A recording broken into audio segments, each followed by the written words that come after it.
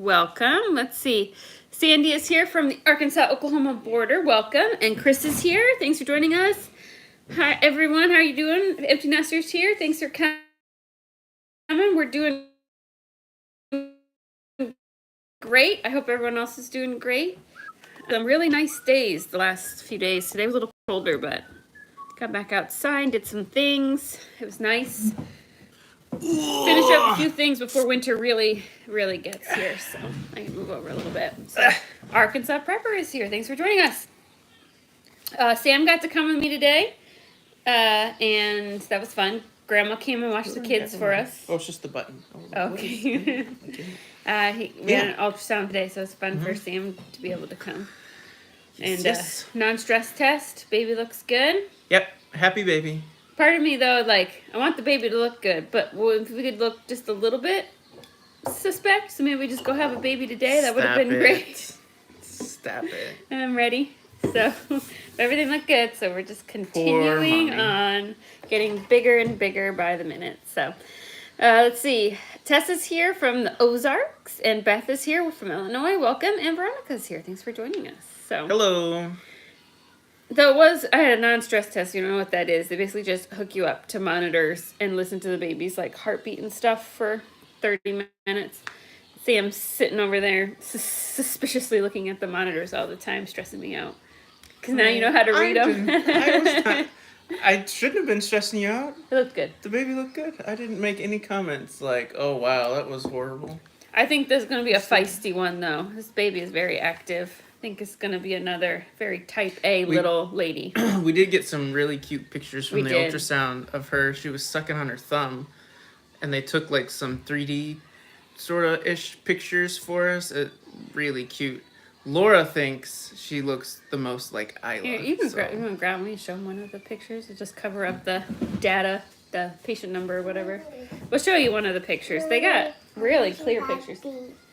Okay. Go sit down and use your tablet while we do this, okay? What's it? I don't know. Okay. Let's see. Carrie is here. Welcome. Charlie and Judy are here. And Daniel is here from San Antonio. Thanks for joining us. Not right now. Okay. I'm trying to figure out which one's the best. Oh, this one's really good. This last one. Okay, it's probably not going to show up very clear here. It's not too dark. I think, yeah. We'll cover up this corner. There you go. I feel like that's a pretty good picture, but Laura feels like that looks like Isla. Isn't that a really good 3D picture?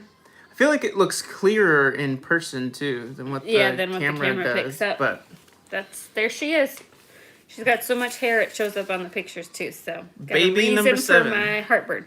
So Joanne and J and B are here. Thanks so much for joining us, everyone. And Aunt Holly's here. Everybody's here. Welcome. So we're excited to meet her. She's not in a hurry to come out, though. None of our children. Nobody has ever been in a hurry to come out. They're all super cozy. So I thought tonight we would. We wanted to talk a little bit about like skills that have been lost that are maybe worthwhile to relearn. Because the topic came up. I posted a video, a short. Which is on TikTok and was on our YouTube shorts if those come up when you're watching. And it was about our greenhouse. Just showing like what we grow in our DIY greenhouse. And some people commented that people don't reclaim things like they used to. Because several parts of our greenhouse were kind of like reclaimed and repurposed items is one of the reasons we're maybe able to make it so cheaply. Anne says the clarity of the ultrasound pictures are amazing. 30 years ago, there wasn't much to see. Yeah. A couple of those pictures, she actually had like her other hand up in front of her face a little bit, and she was able to like digitally crop it out like on the fly. So it didn't cover up the face. It was crazy. Which was nuts to watch. Well, Tessa said she's precious too. Thank you. My mom always says, you didn't get an ultrasound. I mean, I'm in my 30s. You didn't get an ultrasound unless there was a problem when she was pregnant. So now it's standard practice. So. And you get extra ones. And you get extra ones when you're old. Because you're advanced maternal age. Yep. And Debbie's here. Hello, Debbie. Can you turn down whoever's tablet that is? That is just like super loud. Yep. They quit calling them geriatric pregnancies now- because it just sounded mean. Now it's advanced maternal age, which sounds slightly better. Slightly better. A mature mother. I would take that. Yeah, there you go. Let's rename it mature motherhood. So, okay, but we were going to talk. And so anyway, we were talking. That came up. Somebody commented about how people don't repurpose or reclaim materials anymore, or don't really have the ingenuity to kind of like figure it out or make do. And I don't know. It just got me thinking about the skills that we've learned on our homesteading journey that help us live a really frugal life, and also like this, and how some of them have been lost, and just like the roadblocks that people have to be able to learn those skills and things that hold people back from learning skills like that. But how important they are, especially in like today when there's a lot of inflation and things, and it can be really difficult to be a heavy consumer, even on a decent salary. And those skills are more important now. So, Well, so Bueller says "Mad Skills Moms" is a way better title. I like that. And Arkansas Prepper says my dog needed an ultrasound. It cost $400. Oh wow! When I worked on the horse farm, we were able to do ultrasounds with horses. That was kind of cool experience too. But I'm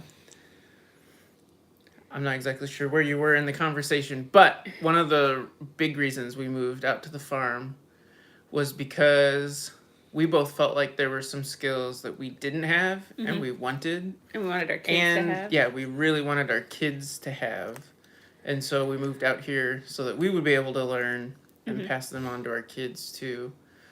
And I would say, I wish we could get them a little bit more involved with the animals side. They've been a little bit interested, but not like super passionate about it. They'll help if asked, and I'd say the one thing that they enjoyed the most was helping to milk the goats. And Micah got to the point where she could just about do it by herself. But I would say, as far as like in the kitchen and the garden, they help all the time. Homesteading skills, like the girls are really good at that. Like I would say they've blossomed in that area. But yeah, as far as learning skills, like that's kind of the whole point. We wanted our kids to be able to have more of an opportunity to learn some of those lost arts, right? Like canning. That was a big one for sure. Jane B says, so true, America made a rush for the suburbs after World War II. And there's one thing I really like try to stress on the channel is you don't have to have a lot of space to use a lot of these skills. I mean, the animal husbandry skills, like if you're going to have sheep like we have, like, yeah, you need room for them. But a lot of the skills that can really save you money, like the cooking skills, the food preservation skills, even growing food, you really don't have to have a lot of space. I mean, there are people in apartments that are able to do a lot. Some of it is learning to make do with what you have. And I feel like one thing that really holds, or that we hear a lot from people, they'd be like, oh, if I could just get out into the country, it'd be better. It's not, I mean, we like it out here. It's not bad, but it doesn't solve all your problems. And there's a lot you can do where you're at. And that's one of the things that we try to teach on our channel, is that there's a lot you can do, like right now. Do what you can where you are. Yeah. Excuse me. Start learning now, not always waiting for when we get out there. Because even when we lived in town, like we had a little garden, and I learned how to do water bath canning in town, and like more scratch cooking and things. So let's see. Jepco is here, and then Debbie says children nowadays unless on a homestead. Unless on a homestead, don't know how to do things. I feel like a lot of times, at least in our experience, the kids want to learn how to do or enjoy learning how to do those things, and they want to be with you. A lot of times they're just not given the opportunity. Well, and I think a lot of times the parents don't know how to do things, so then they can't teach it to their children too. I think, there are a lot. I think as if you're a parent or in a family where there's two working parents, it's difficult to have time to do some of things on your own as well, and then the skills don't get passed down. Yeah, but even like talking about passing down skills. Like even when I talk to my grandma, there are things that she didn't like learn Oh, well, it was way interesting. way back then.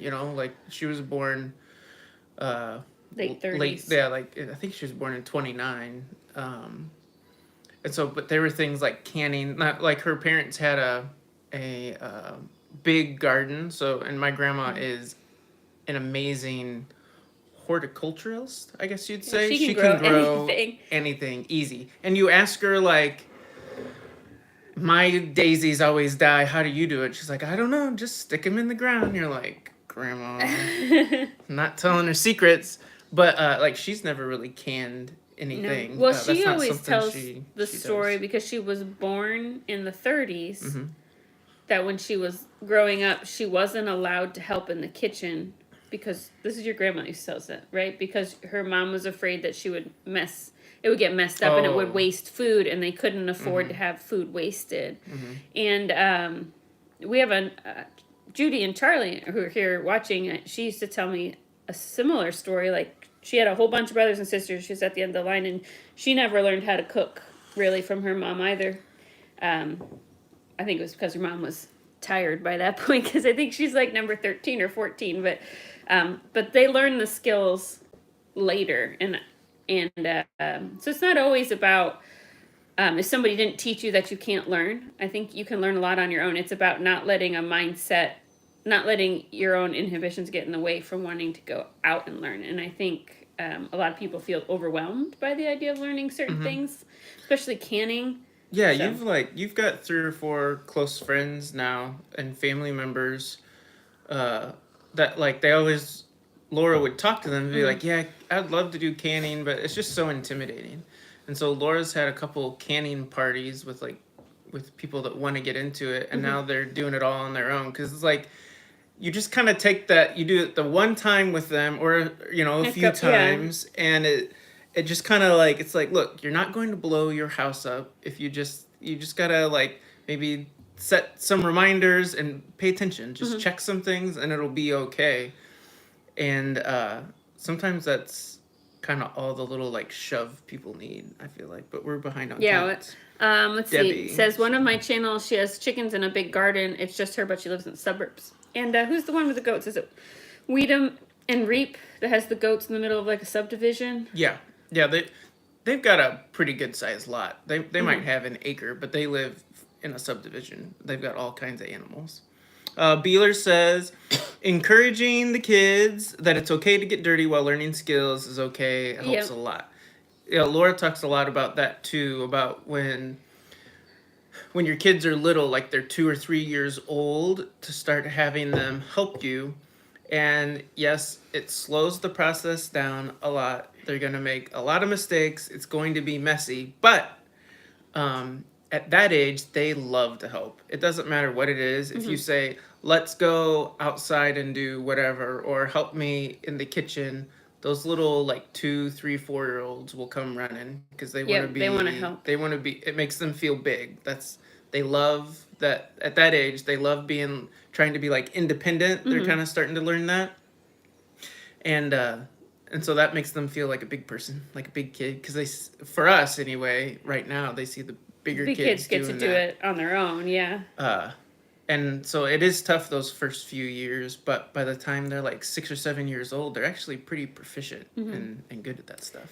True Joy is here, welcome. Arkansas prepper, living in the country saves a lot of money. Those the temptation in town can get expensive. That's very true. It is true. I will say it is kind of a double-edged sword, and I talk about this, I feel like, a lot. But it's important to know. It's important to know what your needs are as an individual, or if you have a family, what your family needs are, because there's definitely downsides to living in the country. Everything is really far away. You need a snack? Okay. And like we bought this house. We moved out here, and then Annie was born, and she has a lot of special needs, and everything is so far away. And so living in the country, as far as housing costs and things, it is less. But you got to be careful because it can quickly get swallowed up with high gas prices and a lot of driving because everything is so far away. So just knowing what your individual needs are, what your family needs are, and whether or not you would be happy out in the country where you don't see people as often. Like I can't just go visit friends, it's too far to drive to town. Like I see people on Sundays kind of thing, or you have to like schedule it way in advance. So we'll get to that one in a second. So it's just something to consider. It doesn't solve everybody's problems, and some people are genuinely happier in a populated place and it's better for them. So it's just figuring out what's best for you. Angela's here. Welcome. And Arkansas Prepper says, living, not leaving. Debbie says, I taught myself a lot because no one really taught me. Now I have YouTube to help me. And you're kind of the way. You're self-taught with watching a lot of YouTube Grammy videos. is here. Grammy did teach me how to bake, though. So I have Grammy to thank for all the cookies and brownies and things that add to your waistline. You can thank Grammy for that. So and Sharon is here from Mississippi. Thanks for joining us. And Lois. Welcome. And Debbie says, that mug looks gigantic. It is. You want to know a funny story? Sam likes a big cup of coffee, and so the girls have a tendency to break coffee mugs when they do the dishes because they get tipped off the drain board, and we had lost all of our big mugs. So I said, I'm going to go to the dollar store. I'll get you some mugs. And he was like, I don't want just mugs.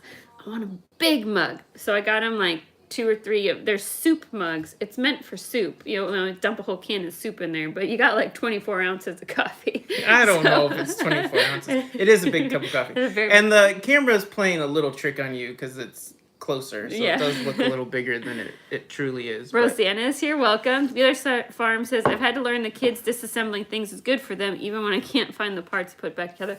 That makes you so mad, though. Because it happens with the lawnmower stuff. Like, they'll take the keys out of the ignition or something. Yeah, and I've got, like, the hearing protection and stuff, and they'll go out there and play with it, running around the barn. You will never ever find it again. Until, like, 2 or 3 years later, and it's, like, hanging on a nail somewhere, like, in the woods. And you're like, what? I don't know. So, anyway... Oh, Rosanna? Did we say hi to Rosanna? Yes, we said hi to Rosanna. Thank you for joining us. Yeah, anyway. Yeah, sometimes it can get a little frustrating, but... So, where were we? So anyway, I think one of the big things that stops people from learning new skills is just feeling overwhelmed before they begin. Especially, so right now, like... when people talk, like people will ask, like, well, how do you save money? Because we have a lot of kids. You're like, how you save money? And you start talking about like, oh, we cloth diaper and I grow a garden and I preserve a lot of food. Like that is a lot of things. And if somebody is not doing any of those things, it just feels like, I have to do these 20 things. Yeah, I can't even start because it's too many things, especially if they're not a stay-at-home parent or both parents are working. Like, that's a lot of physical labor that somebody has to do. And in most families, it's probably the mom. And it just feels overwhelming. And so one thing I really like to stress is, like, just pick one thing. One thing is going to make a small impact. It's not going to make a humongous difference. But once you conquer that one thing as part of your daily routine, maybe that's maybe you have a baby, maybe that's using cloth diapers and cloth wipes when you're at home. Like, not even 24/7, just when you're at home to cut down on expense. Once you conquered that one thing and it's just part of your regular routine, it doesn't feel new, it doesn't feel overwhelming, it doesn't necessarily feel like an extra chore, then you can go on to the next thing. But I feel like especially when you watch people's content and you really get into the homesteading community, it feels like so many things, like I can't even start. Like, that's just too many things. And so pick one thing that interests you and get good at that and have it become a normal part of your life and then kind of tack it on from there. And I would also say use that one thing at a time as like a test period, because you'll find things that you'll do and they'll work great for you. And you'll be like, oh, I'm so glad I added this. Like, I'm good at it now and it doesn't really change my life too much as far as like the amount of work or whatever. But then you'll have other things that you can add and you'll be like, that is not worth it. Like, I hate that. I tried it. It's too much work, or I don't like doing it that much, or it doesn't save me that much money, or whatever it is. And so I would also just tell people to use it as a test, because we've done that a lot. Like, one of our goals there for a while was to try and go off grid. I don't think that will ever happen. We might in the future end up using solar as like bonus energy kind of a thing. But I don't know that we'll ever go off grid. But we tested a lot of those things to see how that would work for our family, and we found out a lot of it does not work for our family. Even just the water. Water was a big thing, like being able to have access to enough water, the amount of water that you need for a large family. Like, it was so much extra time. Oh, we did the sawdust potties. Yeah. Which for a lot of people is a big thing. But yeah, when there's 1 or 2 people, having a sawdust toilet is probably not that big of a deal. But when you've got like 5 or 6, soon to be 7 kids, just not. Those buckets fill up so fast. It's just not worth it. It is too much work for us anyway. It would only be worth it if you were building something new on a property that did not have access to water, like where water access was limited. There's a lot of things I feel like if you started on raw land, as far as we're kind of going on a rabbit trail here with off-grid things or doing solar. If you started with raw land or doing some of those off-grid things could make sense because you could design your house and your property very specifically to fit that goal. I'm not saying you can't change where you live now to fit those goals too, but it's a little bit harder. Anyway, let's see. We're falling behind again. Arkansas Prepper says kids and self-processing animals on the farm can be an emotional time. Yeah, that can be really tough for people. Hang on, make sure this doesn't. Is it going to update? It's going to update. I'm just going to. Okay, I'm going to tell it that it can't do it right now. 12:20 a.m. tomorrow sounds great. Okay. All right. Excuse me. We've never we self-processed We've done chickens, but our girls weren't super attached to them. And they're kind of funny. Every so often, just randomly, they'll be like, Dad, are we going to butcher chickens again? Like, it didn't, like, they were there watching us for a while. And it didn't really bother them. I think if it was something that, like if we have sheep, and the girls have helped bottle raise them too, and we self-processed here on the farm, that would probably be a little tougher for them. But we send them off to the butcher. Let's see. J&B says, good point, break it down and follow through with one or two steps. Yep. Angela says, I used cloth diapers on 3 babies at the same time. Now they're all teens. And I grow a garden. Nice. Yeah, and that's a really good point. Like, and you don't have to do everything in every season of life. It's about knowing what you have time for too. Like, I would love to have a humongous garden. I cannot care for a humongous garden. There are too many other things to do. But, maybe when a bunch of the kids are teenagers and I have a little bit more time, I'm not changing diapers every 3 minutes. Like, maybe having a larger garden is an option. But for now, we do a smaller-ish garden, and then we look for things on really deep discount and preserve food that way by buying food in large quantities when it's really cheap and putting it up instead of growing it all ourselves. You don't have to do everything, and it isn't possible to do everything in every season of life. So, Beeler Family Farm says, great advice, practice and familiarity, create efficiency, and as people learn things, it can leverage skills into other areas. Yes.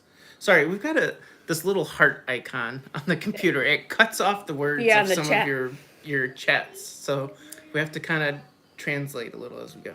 And like you were talking about trying things out and then deciding that you didn't like them. Like, that's okay too. Like, sourdough bread making that's something that like I feel like every homesteader, every frugal person, every like health conscious person, they're all making sourdough. It is so delicious. It is, well, not the sweet sourdough. Yeah. I'll make that, but sweet sourdough. But I've tried it multiple times and I don't enjoy it. Like, I have Is it too tedious? 6 little people that need fed 3 times a day. I don't need a jar of sourdough on the counter that needs to have to go burp and feed, because like I just keep forgetting and I just don't enjoy it. Like, maybe when the kids are older, but it just was one of those things. It was annoying because then you're like, oh, it's been 3 days or whatever the time thing is, and you're like, well, now I got discard, and I feel pressured that I can't just throw away the discard. I got to use it, and I didn't find it. I found it more stressful than enjoyable. So I do make fresh bread, but I don't do sourdough. I don't want to have to babysit a sourdough starter. So Yeah, Angela says I did sourdough and killed it. Yeah. Not everything is going to be in your wheelhouse. That is okay.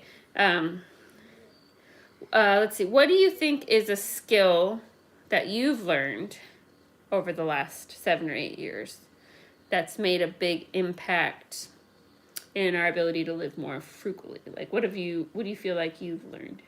Because we talk a lot about like the canning and the food preservation, which is kind of like what I do. Yeah. What sort of things? So, this one's kind of like, I wouldn't say it's silly, but, when we first got here and we had the wood stove, I had never really started fires that much before. Aside from like, a big bonfire where you dump gas on it. And that's like cheating, Burn your eyebrows off? Yeah. And so those first few years, there was a lot of learning because we had horrible wood. It was always green, super wet. But I feel like, I know I've said this a bunch on stream or in videos and stuff, but I feel like I could start a fire in the Amazon rainforest because we've been through so much trashy wood that I know exactly, for the most part, exactly what I need and how I want to start. At least for this little stove. It might be different if I had a different stove. I'll probably have to adapt a little bit. But learning how to start a fire and process our firewood. And that's been a fun one to teach the girls. Ivy is all about starting a fire in the morning. She can pretty much do it herself. They like processing firewood too. So, I mean, if the logs are too big, they can't pick them up and move them. But they want to be out there chucking wood when we stacking it when we and get stuff. it here. Yeah, they like that. They like that. Let's see. I'm trying to think of anything else. You said something that helped us save money, like be frugal. Yeah. I don't know, because it's like, I'd say, I don't know, because having chickens and chicken eggs, I wouldn't say it always saves you money. It does if you have a lot of scraps you can toss out to them, but buying chicken feed's expensive. It does not save you money on eggs. Trying to think what else. Well, we free ranged them this summer though. Yeah, and we didn't feed them. We didn't do any feed. We just do feed in the winter now, which helps, and they That's get true. scraps and stuff in the summer. Let's see. Jane B said there's a certain learning curve with wood stoves, but I really miss having one to warm my old bones. There is no hot like a wood stove hot. Like, Yeah, I feel like it's nice. I will say, it's as far as being on the homestead, one of the best feelings is it being like the dead of winter, one of those just nasty, gross, cold days. You're out there working, and then you come in, you sit by the hot wood stove with a bowl of your like jalapeno bacon chili. Ooh! Oh, then you kick your boots off and stick them right in front of the stove, and you see the steam sizzling off your socks. That is a good feeling. So, Debbie says, my skills are getting better at water bath canning and getting better at cooking. That's awesome. I don't know. Most of my stuff has been with the animals, but I don't feel like a lot of that necessarily saved us money. Like, there's skills to learn and butchering. I mean, butchering your own animals, that saves you money. But I would say raising them, not all the time. You know what I mean? Well, we learned that we don't like keeping animals year round. At the expense, that's something at the expense of keeping them over winter. I think that'll probably change in the future. Well, it depends what you're raising too. We just needed better setups for some of that stuff. But anyway.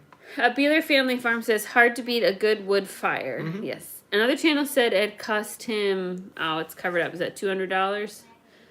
To get $25. Okay. It's hiding behind that stupid symbol. It cost him $25 to get a chick ready to be sold. Yeah, that's about right. Yeah, if you're buying feed, I don't know if that would count. That might count a butchering fee.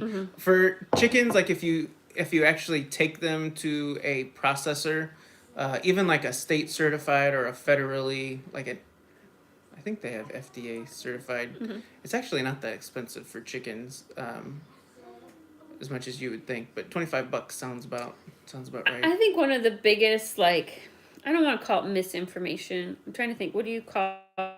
Like if it's just like a misunderstanding, like a false understanding. I can't think of the word about homesteading. Like people are always like, we're gonna go out, we're gonna raise our own livestock, save big money.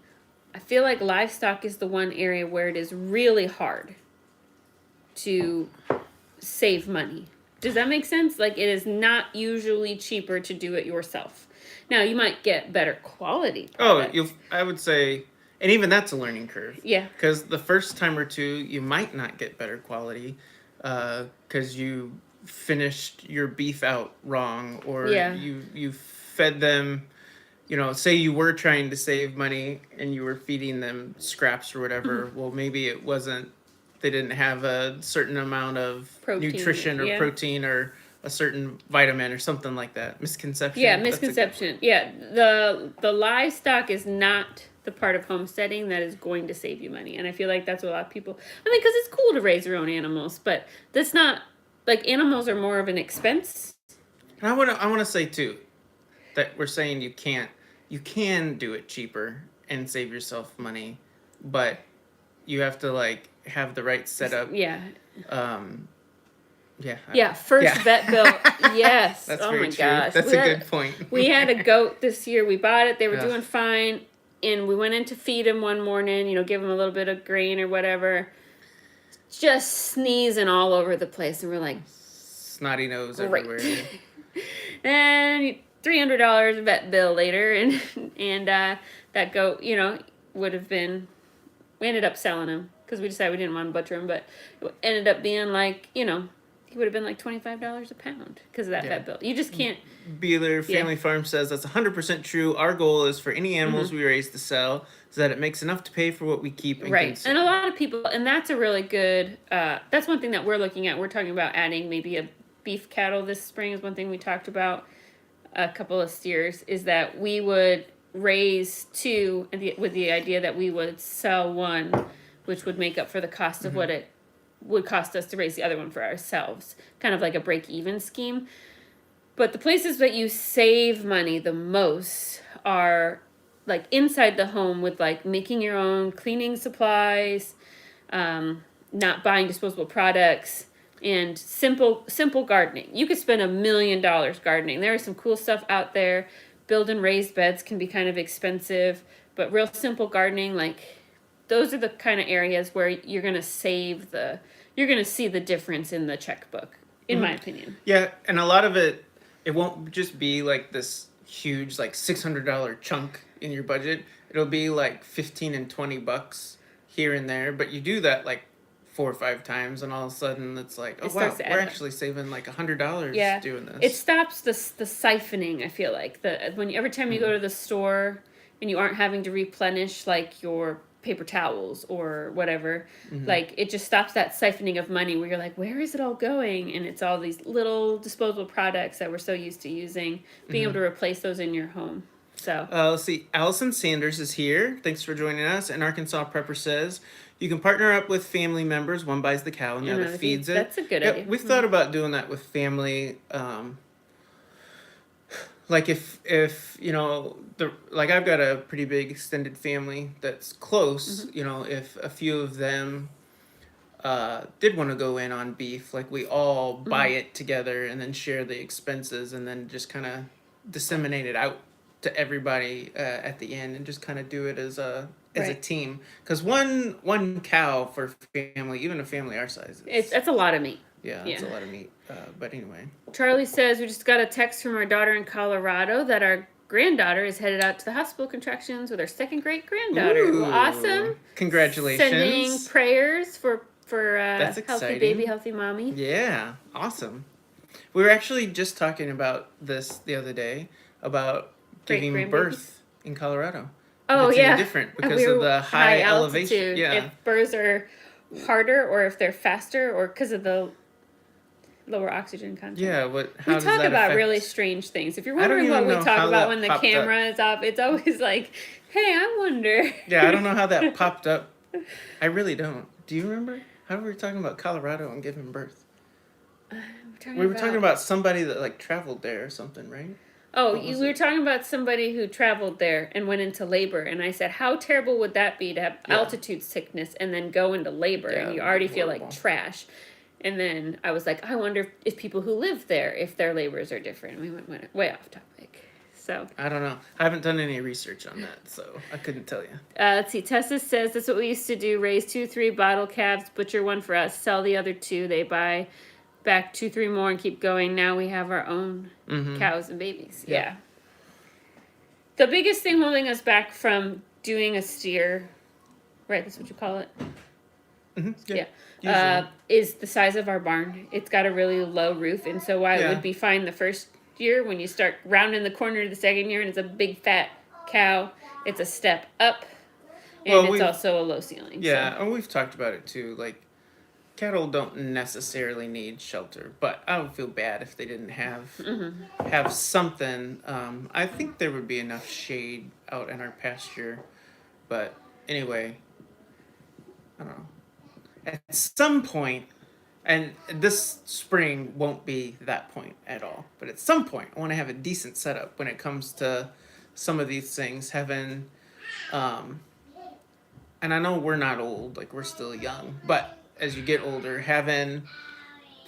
putting your livestock setup to be like really efficient for you, as far as having everything kind of in one spot. Yeah, right now everything is, and water has to be toted, and everything has to be lifted all the time. It's not efficient. You do it, but it's not efficient. What I've thought about doing was putting our barn. So our pasture we have is like almost a really perfect square, and building a decent sized barn kind of near the front middle of that square, and then having it all divided up. So that like everything is central in that barn, and then having does that make sense? All the different paddocks coming off the same barn, because right now we have a lot of different little sheds for different animals, so everybody's separated. It'd be a lot easier. You do all your feeding and watering, or most of it at the barn, which would work if we had like 50 acres. Obviously that wouldn't work, but for our farm total is 10 acres, but that pasture is probably like 6 or something like that. It would work really well for those 6 acres. Okay. Let's see. Debbie says, as far as I know, people in Colorado have normal labor just like anywhere, or have difficulty like anywhere. No different. I lived there for years. Yeah, and that was the end of our conversation. As we said, I bet their bodies are just adapted to where they are, and so it's no different for them. You got gummies? Thank you. Blue's my favorite. So what do you? Because we could. What time is it? Relearning lost skills. Okay. Are there any new skills we want to work on? Oh yeah, that's a good question. New skills for the new year, because it's almost January 1st. Not sourdough. It's not on my list. Okay, I have 2. Okay. I've come up with. One is, I think it would be fun to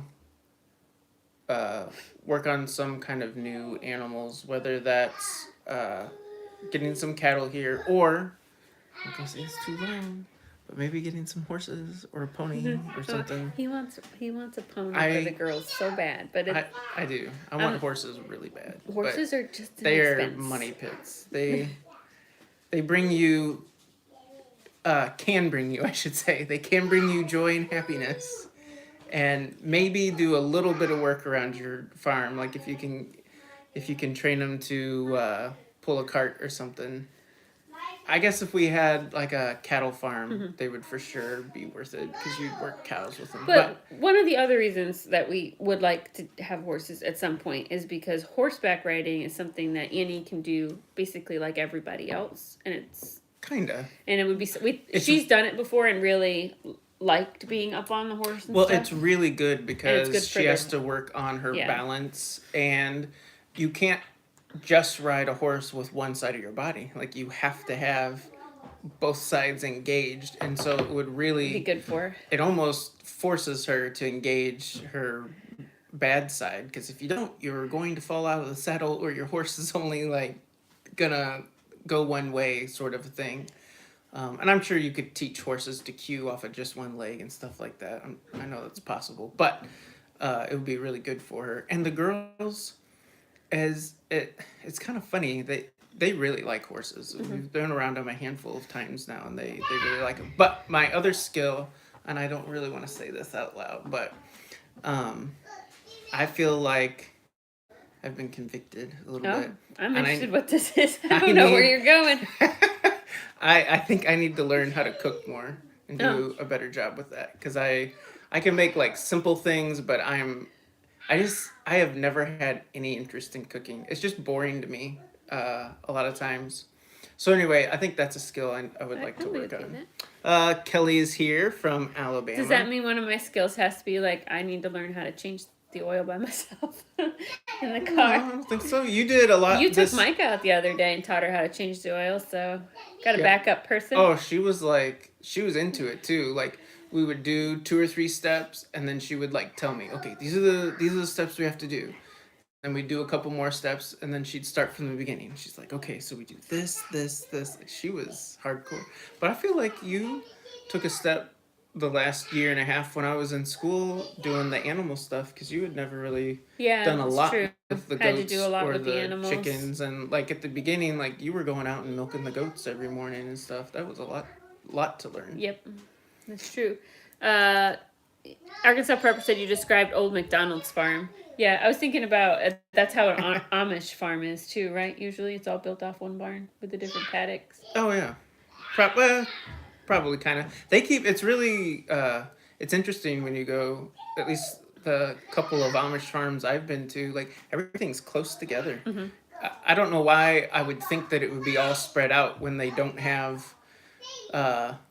like machinery, like engines and Right. stuff, but like a lot of times their barn is literally like 10 steps away from the house. Like it's all, right there. It's all pretty close a lot of times, which makes sense because our garages, if you have a garage, like it's usually pretty close to your house. Angela says bread making, but not sourdough yet. Yeah, let's no see. sourdough. J&B says, I'm planning to up my paperwork skills. Don't think Oh, yeah. that's what you meant. I'm a professional paperwork filler outer because we have so many children. It always comes with a form for everybody. That's So, true. Arkansas Prepper says you should build your outdoor kitchen using your firewood. We've talked about that when we were thinking about doing off-grid stuff, about building an outdoor kitchen and having like a wood cook stove out there.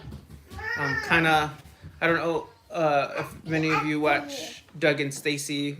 They have built an outdoor kitchen a while I don't ago. know how to do this with this cord here. But anyway, yeah, we've thought about doing that too. I think that makes sense in some. Dude, we just had dinner, You boy. just had 2 plates of spaghetti. You still eating? You Can you get him a banana? you need a banana too? Where are you putting it all, dude? Never take a bite. All right, I get you a banana. Let's see. That's a good question. What skills do I want to work on this year? I did a little bit this past year. I want to be better with fermenting things. I really like the taste of fermented things. And I have a fermentation set, and I've done a couple things, but I'd really like to branch out onto that. That really interests me. Just being better at that. And I know it's really good for you too. And fermentation it needs a little bit of babysitting, but not like sourdough babysitting. So, let's see. Veronica says, stay faithful and he will continue to bless your heart's desires. And Debbie says, hi. She says hi to you. Say hi. Hi. What do you want to learn to do this year? Mama, did you get my food game? Oh, from the library? No, we didn't get the fruit game this time. That was fun though. What are you gonna learn how to do? I'm Gooba? I don't know. You know what I bet you could do? When we have the new baby, I bet you could help with the bottle. Whenever we go to feed the baby. Are you bottle, gonna change would the you be good? diapers? Yeah, I know. Isla's gonna change all the poopy diapers. No. Oh yeah. No. Jeffco says, smash that like button. Thank you. Thank you. I think it might be frozen because I hit it and the number didn't go up. So I think that's an algorithm problem on tonight's video. No, we've got Yeah, a bunch. 34. because there's what we can see on our camera is much higher than what the stream is showing. So I think there's just an algorithm problem tonight. So all right, I think those are pretty good goals. Yep. I think it's doable. Do you have any I would wanna really like to get the Careful. water out in the field fixed so that watering I is know. easier this year. So I really need to do work on that. I think that's probably our next project. My school work is for my job Here, go get is me. slowly coming to an end, and so I will truly have days off when I'm not at the hospital. That'll give me a little more time. But Elsie, did we say hi to Prep for Eternity? Prep for Eternity's here. Welcome. Hope you're all doing well. We're doing great. Thank you. We were just talking about what our goals for the new year was. Micah, what are you going to learn how to do next year? Sing better. Sing better. Sing All better. right. Micah does work on her She singing does. and her piano playing. playing. So, She works really hard to the chagrin of Ivy. yeah. That's, Drives Abby crazy. That's a big fight in our house. So, all right. I think we are going to call tonight so we can put some little people to bed. Thanks so much for joining us. Yep. We probably will be on next week, but as always, we try to post on Sunday, just so you know. So, thanks so much for stopping by, guys, and we'll see you all again really soon. Everybody have a safe week. We'll talk to you later.